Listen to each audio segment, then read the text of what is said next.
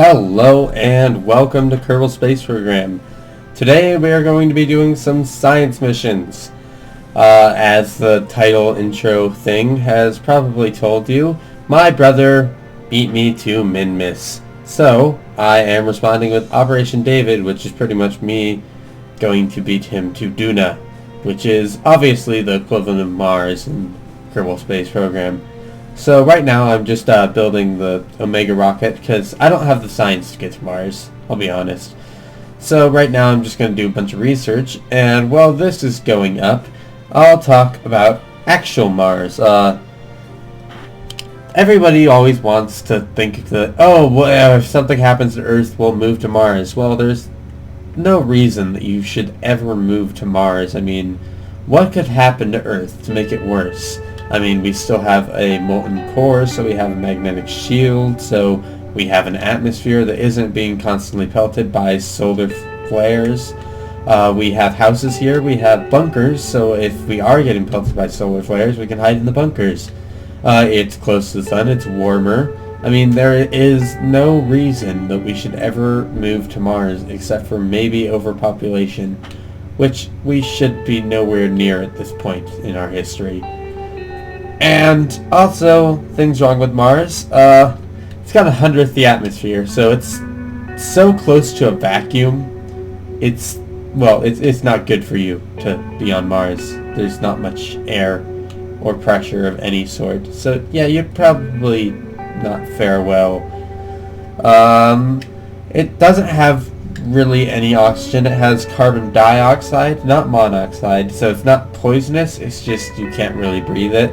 So you could use a respirator if it wasn't freezing cold and, well, you know, the whole fact that there isn't even enough air or anything to breathe. So if it did have the same atmospheric pressure, Chebediah running over to the lake. If it did have the same atmospheric pressure, you could use a respirator and probably survive, but it is unfortunately very thin atmosphere. Wow, now he's rolling the capsule all the way there.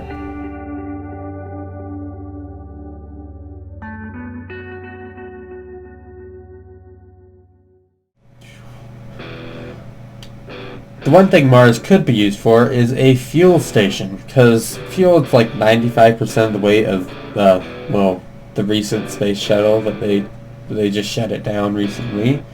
And what they could do there is manufacture methane out of the atmosphere and hydrogen, and you could get hydrogen by using hydrolysis to change the water that you find in the poles, and that divides it into oxygen and hydrogen. Obviously you would have to heat it up, so you'd probably have to build a solar base on Mars just to heat up water. But yes, it could be used to give you fuel. So a return trip is possible. You just have to set up all the necessary facilities. Right after we beat Russia to the moon, they wanted to beat us to Mars, because obviously Mars is the next step. There is no Min-Miss in Kerbal Space Program. So they wanted to see if you could survive a trip to Mars. So they stuck two guys up for 18 days in one of their space station. I don't think it was a space station. I think they just sat in the single capsule for 18 days in 1970, and after about 5 days they'd already lost 30% of their muscle. So the guy, he was a cosmonaut, he came up with a exercise routine with like 60 exercises, 2 hours a day of work, and he stayed up for 438 days, and when he got back he could stand, and he'd only lost 15% of his muscle. But the one thing he did notice is you get homesick really fast in space. Chebediah's, well, it's not even Chebediah, it's the pod. It's going to check out the flag because I forgot to put a transmission device on it. So I'm just going to crash it and look around.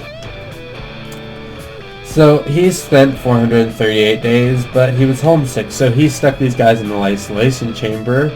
And he soon discovered that they were watching their plants, because they were growing plants in the chamber, and they would watch the plants and they'd be much happier, because they couldn't talk to their families on the trip to Mars, or else you have to wait 20 minutes to get a yes or no answer.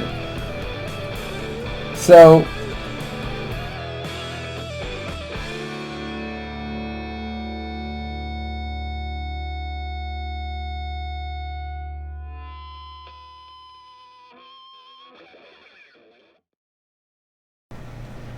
another obstacle on a trip to Mars is solar radiation. Because, like I said, Mars can be hit because it doesn't have the magnetic shield. It can be hit by solar flares. And you know what else doesn't have a magnetic shield? A spacecraft. So your spacecraft would be constantly pelted by radiation, and it's not like you can just put on a lead blanket or a rubber suit or a respirator and survive it. It's hardcore radiation. So, one of the theories I saw was they are going to make like a little bunker in your spaceship or craft, and it's surrounded in water pipes, and supposedly that's supposed to absorb the radiation. I'm not a scientist, so I don't know. And yeah, that's just a few reasons why traveling to Mars might be difficult in real life. Right now, what's the pod doing? It's going into a polar orbit and it's transmitting some data over the moon. As I just found out, it needs batteries, so I'm launching the third installment of the pod. Alright, so I've kind of run out of things to talk about Mars. It's a big red planet, if you didn't know. And hopefully we'll be able to get to Duna in next episode with all the science we're getting off of these missions. Well, that last mission didn't give us any science, considering that it didn't have any batteries. So, circularizing our orbit, this craft has really proven itself. It's very efficient to orbit. Or maybe not efficient, but fast.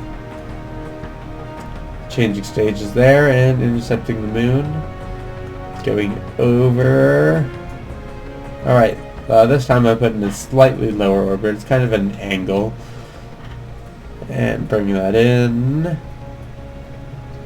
Good. So now I spin around to the light side and there's a picture of where I landed. Start transmitting a whole bunch of data and kind of spam it a little bit. Go way over. And now I'm planning to land next to the flag again, except this time I want to survive the landing, and I think what I was experimenting with is if I could take a soil sample using a pod. Ultimately, it turns out that you can't, but I think they should implement something like arms that you can put on your probe, so you can have like a little rover like the actual Mars missions did. And, and then I crash. Just so you know, this is sped up to 1,000 speed. Well, no, 1,000%. But that crash wasn't actually that fast. I was surprised it even broke anything, and it just annihilated the whole probe. So yeah, I wasn't actually moving that fast.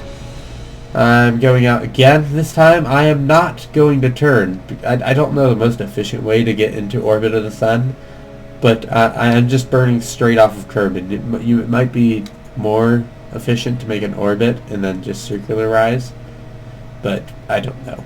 So here I slingshot past the moon. I thought I was going to slingshot past Minmus, but apparently it didn't calculate for me slowing down. So now I had to speed up a little bit to get out, and I get a whole bunch of science just from being in orbit of the sun. And unfortunately, I transmitted it, so I lost a bit. And then I plan a maneuver to go intercept Duna.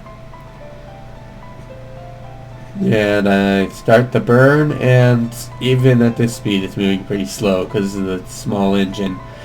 And it turns out there was a more efficient, not inefficient intersect than the one I'd planned, so I go ahead and use it instead. And we're catching, well, Duna's actually catching up to us. Slow down and contact with Duna, or not contact, orbit Duna. So shrink that down, slowly coming around, and there we go. So we warp up here around Duna and take some readings and get a lot of science out of that. That'll be really useful in our landing mission, which will hopefully be next episode. So I come over and then I decide I'm gonna orbit Ike now. Ike is the moon, obviously, of Duna. So I come, orbit it, take some readings, and then I decide to make my orbit as small as possible, just to screw around. Should get way down to like 17 or something like that. I shrink this one down to 15,000 meters. That's actually way above the surface, but I mean, when you look at it, it looks pretty low orbity. And I spin around, and then I'm like, hey, I'm gonna land on this planet too, because why not? So I pretty much get falling straight down, and then I prepare to slow down. This one I'm not gonna be trying to land by a flag, so hopefully it'll be easier to survive than the moon landing that was so unfortunate. So I bounce around a little bit, then I land on the engine, nice and soft, take some readings and see how things react to the surface of Ike, lay it over to once again test that theory that maybe I can take a soil sample, and I can, so yep, they should definitely put pod arms in. Once again fly over here and do a quick little landing. And yeah, that's pretty much it for this episode. I try to get into orbit of Duna, but I run out of fuel. And I think that I can actually use this craft, the Omega rocket I called it, to get a person to Duna.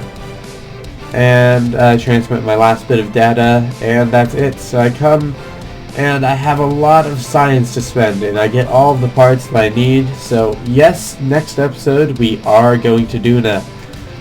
I've been Con Hathy, and thanks for watching.